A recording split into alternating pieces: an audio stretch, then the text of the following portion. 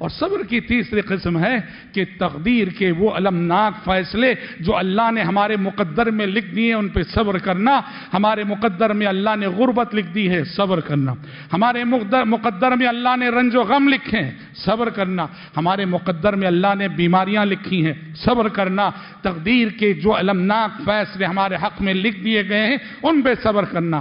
آپ صبر کے اس تقسیم کو سامنے رکھ کر دیکھیں گے تو مومن کی ساری زندگی حقیقت میں صبر ہی صبر ہے اور صبر سے عبارت ہے.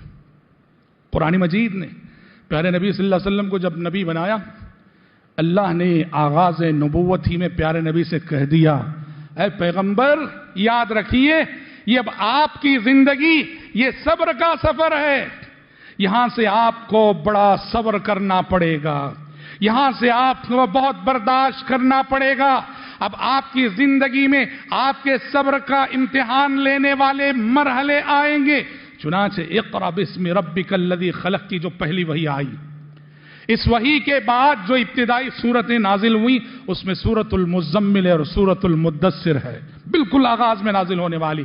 اور آپ دیکھیں گے ان دونوں سورتوں میں، سورۃ المزمل میں بھی سورۃ المدثر میں بھی پیارے نبی کو آگاہ کر دیا گیا، بتا دیا گیا کہ اب جس راستے پہ آپ چل رہے ہیں یہ پھولوں کی سیج نہیں، یہ کانٹوں بھرا راستہ ہے. یہاں قدم قدم پر اب آپ کے صبر کا امتحان ہوگا. اے پیغمبر، سورہ مزمل میں کہا گیا فاصبر علی ما یقولون وَاهْجُرْهُمْ هَجْرًا جَمِيلًا.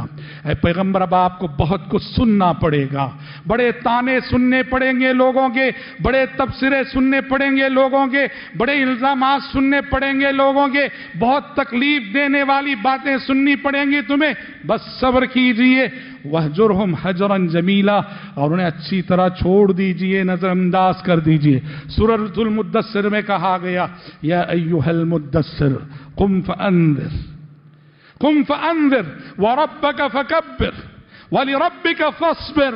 اللہ نے کہا سورۃ المدثر کے آغاز میں، اے پیغمبر اب آپ کو تو اٹھ کھڑے ہونا ہے، انذار کا فریضہ انجام دینا ہے، اللہ کے بندوں کو ڈرانا ہے اور آگاہ کرنا ہے. اور اے پیغمبر جب آپ ڈرائیں گے نا، آپ کے صبر کا امتحان لینے والے مرحلے آئیں گے اور آپ اپنے رب کی خاطر صبر کیجئے. وَلِرَبِّكَ فَاصْبِرْ، اپنے رب کی خاطر صبر کیجئے. آپ کو بتا دیا گیا کہ آپ کا یہ راستہ صبر کا راستہ ہے، اور آپ کو بتا دیا گیا کہ صبر کیسا ہونا چاہیے. کہا اے پیغمبر آپ سے پہلے جو اولو العزم پیغمبر گزرے اس دنیا میں، انہوں نے جیسا صبر کیا ویسا صبر آپ کو کرنا ہے. قرآن نے کہا فاصبر کما صبر اولو العزم من الرسل، فاصبر کما صبر اولو العزم من الرسل. اے پیغمبر صبر کیجئے ویسا جیسا صبر کے آپ سے پہلے گزرے اولو العزم پیغمبروں نے کیا. اور واقعتاً پیارے نبی صلی اللہ علیہ وسلم نے اپنی ذات میں صبر کیا، اور صبر کا یہی سبق آپ نے صحابہ کو پڑھایا، صبر کا یہی حوصلہ آپ نے اپنے جمیع صحابہ کو دیا. خباب بن ارت رضی اللہ عنہ آپ کی خدمت میں حاضر ہوئے. مکی زندگی ہے، مشرکین کی جانب سے ایذا رسانیہ شباب پر ہے.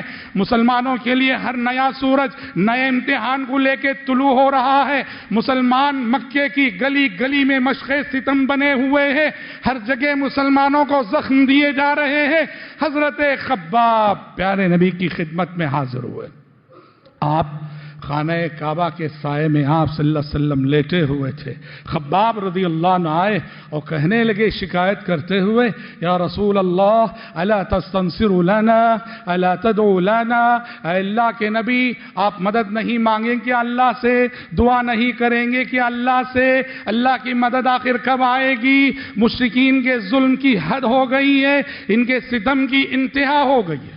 یہ شکایت سن کر پیارے نبی جو لیٹے ہوئے تھے اٹھ بیٹھے اور آپ نے حضرت خباب سے کہا، خباب اتنا جلد تمہارا صبر جواب دے گیا؟ اتنا جلد تمہارا صبر جواب دے گیا کیا؟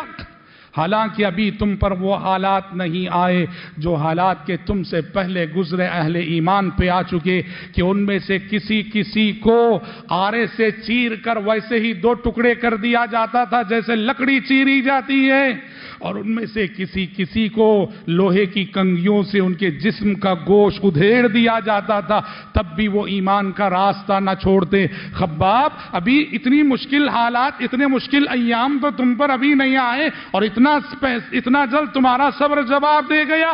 آپ نے کہا خباب صبر کرو صبر کرو، امن کے ایسے ایام آنے والے ہیں، ایسا امن ہوگا معاشرے میں کہ صنعا سے حضرموت تک ایک عورت تنہا سفر کرے گی، اکیلی سفر کرے گی اور اسے اللہ کے سوا کسی کا خوف نہ ہوگا۔ پیارے نبی نے خود اپنی ذاتی زندگی میں صبر کیا اور اپنے صحابہ کو صبر کا یہ سبق پڑھایا، صبر کا یہ حوصلہ دیا۔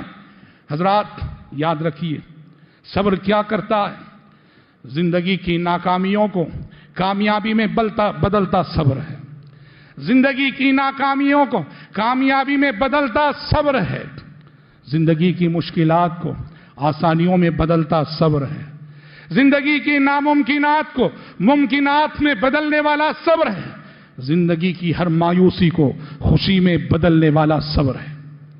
یہ ناکامیاں دور ہوں گی، شرط یہ ہے کہ صبر کیا جائے، کامیابی آئے گی، شرط یہ ہے کہ صبر کیا جائے، مشکلات دور ہوں گی، شرط یہ ہے کہ صبر کیا جائے، آسانیاں آئیں گی، شرط یہ ہے کہ صبر کیا جائے۔ آپ قرآن مجید پڑھیے، قرآن مجید میں حضرت یوسف علیہ السلام کا واقعہ بڑے عظیم سبق رکھتا ہے، واللہ زندگی کے سبق ہیں سورہ یوسف میں، قصہ یوسف میں۔ حضرت یوسف علیہ السلام کی زندگی کا ایک بڑا سبق قرآن یہ ذکر کرتا ہے۔ ایک وقت تھا یوسف علیہ السلام مصر کے قید خانے میں بحیثیت مجرم بند ہیں، مصر کے قید خانے میں بحیثیت مجرم بند ہیں۔ یوسف علیہ السلام کو جیل میں ڈالا گیا ہے۔ کیا جرم ہے؟ ان کا جرم یہ ہے کہ یہ مجرم نہیں ہے، ان کا گناہ یہ ہے کہ یہ بے گناہ ہیں۔ دنیا والوں کے نزدیک ایک بہت بڑا گناہ ہے، اس کو کہتے ہیں جرم بے گناہی۔ یوسف علیہ السلام کو اسی جرم بے گناہی میں قید خانے میں ڈالا گیا۔ قید خانے میں یوسف علیہ السلام کے بڑے صبر آزما سال گزرتے ہیں، 7 سال یا 12 سال یا 5 سال، مفسرین کے مختلف اقوال ہیں۔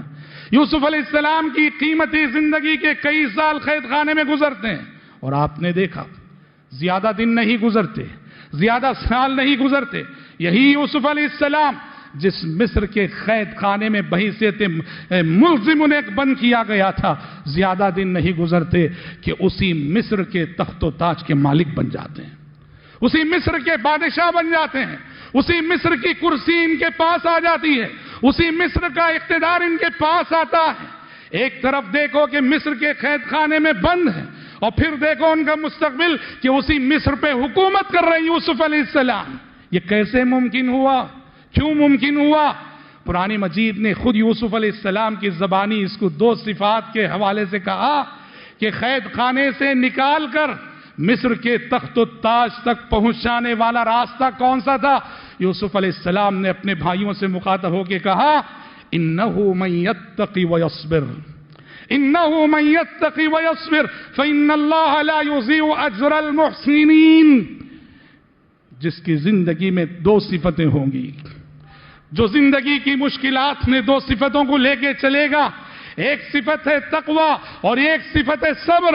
جس کی زندگی میں تقوی ہوگا، جس کی زندگی میں صبر ہوگا، فإن اللہ لا یضیع اجر المحسنین۔ یوسف علیہ السلام نے گویا یہ بتایا، میں نے تقوی کا دامن ہاتھ سے نہیں چھوڑا، میں نے صبر کا دامن ہاتھ سے نہیں چھوڑا، اللہ رب العزت نے نتیجے میں یہ کامیابی عطا کی۔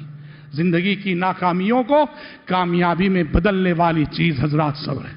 یاد رکھیے زندگی نام ہے صبر کے سفر کا، یہاں ہر سانس میں صبر مطلوب ہوتا ہے، یہاں ہر قدم صبر مطلوب ہوتا ہے، یہاں کامیاب وہ ہوتے ہیں جو صبر کرتے ہیں۔ صبر کہاں کہاں مطلوب ہوتا ہے؟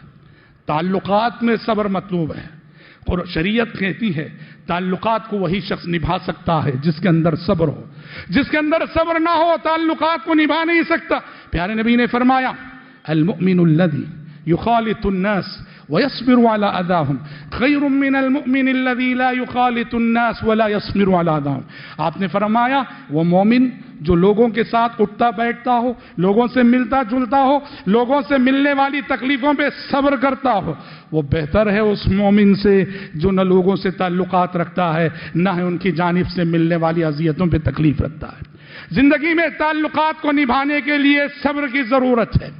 زندگی میں حضرات اپنی فیملی لائف کو کامیاب بنانے کے لیے صبر کی ضرورت ہے۔ اگر شوہر بیوی کی جانب سے ملنے والی تکلیفوں پہ صبر نہ کرے، بیوی شوہر کی جانب سے ملنے والی تکلیفوں پہ صبر نہ کرے تو پھر زندگی نبھ نہیں سکتی ہے۔ اس لیے فیملی لائف کو کامیاب بنانے کے لیے صبر بہت ضروری ہوتا ہے۔ اللہ نے کہا فَإِن كَرِهْتُمُوهُنَّ فَعَسَىٰ أَن تَكْرَهُوا شَيْئًا وَيَجْعَلَ اللَّهُ فِيهِ خَيْرًا كَثِيرًا۔ اگر تمہاری بیویوں کی کچھ عادتیں تمہیں پسند نہیں آتی ہیں، صبر کرنا، انہی بیویوں کے اندر تمہیں مستقبل میں خیر کثیر دکھائے گا۔ اللہ تبارک و تعالیٰ اپنی فیملی لائف کو بنانا ہو تو صبر کرنا پڑے گا۔ اگر آپ خدمت کرنا چاہتے ہیں، تو آپ یہ خدمت بھی صبر کے بغیر ناممکن ہے۔ لوگ سب ایک مزاج کے نہیں ہوتے، لوگ سب قدردان نہیں ہوتے، ناقدری کرنے والے بھی بہت ہوتے ہیں، تانے دینے والے بھی بہت ہوتے ہیں، الزامات لگانے والے بھی بہت ہوتے ہیں۔ آپ کوئی بھی خدمت تبھی کر سکتے ہیں جب آپ کے پاس صبر کا حوصلہ ہو۔ پیارے نبی صلی اللہ علیہ وسلم ایک مرتبہ مال تقسیم کر رہے تھے۔ ایک شخص آیا، آ کے کہنے لگا یا محمد اعدل، یا محمد اعدل، اے محمد انصاف کیجئے۔ پیارے نبی کا چہرہ غصے سے سرخ ہو گیا، گویا وہ یہ کہنا چاہ رہا تھا کہ آپ نا انصافی کر رہے ہیں، آپ جانبداری سے کام لے رہے ہیں، یہ الزام آپ کو دینا چاہ رہا تھا۔ پیارے نبی کا چہرہ غصے سے سرخ ہو گیا۔ پھر آپ نے کہا میں اگر انصاف نہ کروں تو پھر دنیا میں تمہیں کہاں اور کس کے پاس انصاف ملے گا؟ آپ کو بہت تکلیف ہوئی، اس الزام سے آپ کا دل دکھی ہوا۔ آپ صلی اللہ علیہ وسلم نے فوراً آپ کو اپنے بھائی موسیٰ علیہ السلام کی یاد آ گئی۔ آپ نے کہا رحم اللہ موسیٰ لقد اوذی فی اللہ اکثر من ھذا فصبر علی ذلک۔ آپ نے کہا میرے بھائی موسیٰ پر اللہ کی رحمت ہو، انہیں ان کی قوم بنو اسرائیل نے اور زیادہ دکھ دیے اور زیادہ ستایا، پر انہوں نے صبر کیا۔ آپ خدمت کا حوصلہ رکھتے ہو تو سننے کے لیے، سہنے کے لیے آپ کو تیار رہنا پڑے گا۔ اسی طرح سے حضرات صبر کہاں کہاں مطلوب ہوتا ہے۔ زندگی میں بیماری ہمارے صبر کا امتحان لیتی ہے۔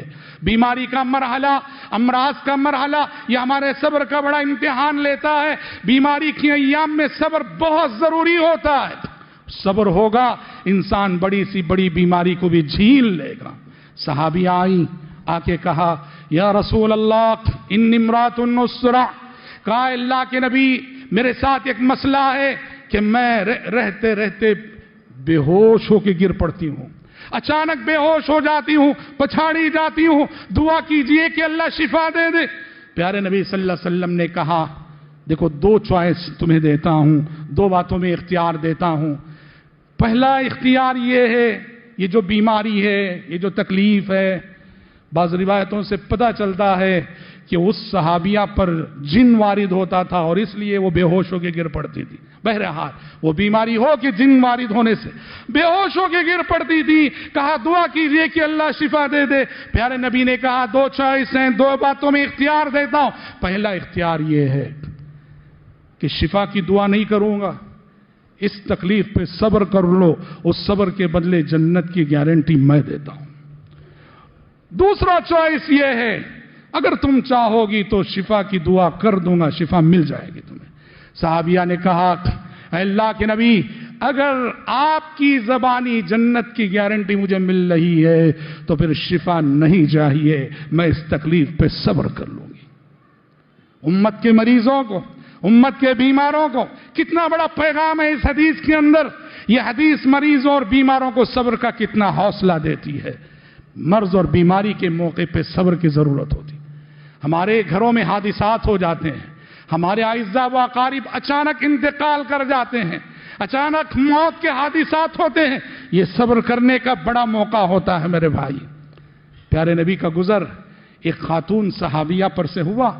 وہ خاتون صحابیہ اپنے بچے کی قبر پہ بیٹھ کے رو رہی تھیں، پیارے نبی نے کہا اتق اللہ وصبری، کہا کہ ایک خاتون اللہ سے ڈرو اور صبر کرو۔